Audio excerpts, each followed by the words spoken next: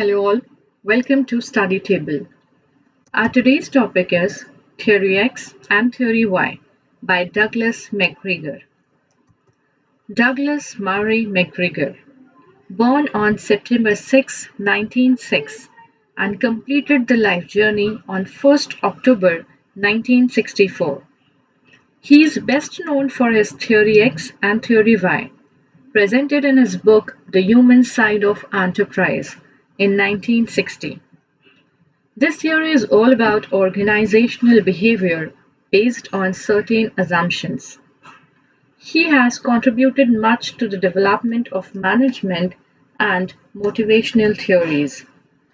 According to McGregor, as per their human and behavioral nature, people are grouped in two. So let's have a look on certain assumptions. Theory X assumes that people are not creative, they are dull, where Theory Y assumes that people are creative, they can come up with innovative and creative ideas. Theory X assumes that people are irresponsible, they always try to transfer their responsibilities and duties on others, where Theory Y people are more responsible. Theory X assumes that people love to do routine work. They do not like changes. Where Theory Y assumes that people love challenging tasks. They want difficult tasks to perform. Where Theory X people are more lazy. They love to hate the work. They always give excuses. Where Theory Y people are more active and alert.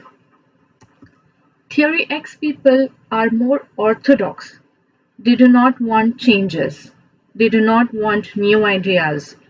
Where Theory Y people are more flexible in nature. They always prefer changes with changing situations. Theory X people are always focused on to achieve lower level needs, where Theory Y people always believes in higher level needs.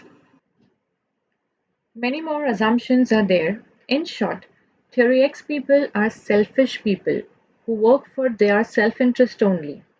They want centralization of authority. They do not take advantage of opportunities. They always put emphasis on autocratic leadership styles. An opposite of that, Theory Y people are selfless people who work in the interest of their organization. They want decentralization of authority. They're always willing to grab the opportunities and put emphasis on situational leadership styles. So, with this, we can conclude this topic. We'll meet soon with a new topic, new concept. Till then, Study Table wishes you all the very best.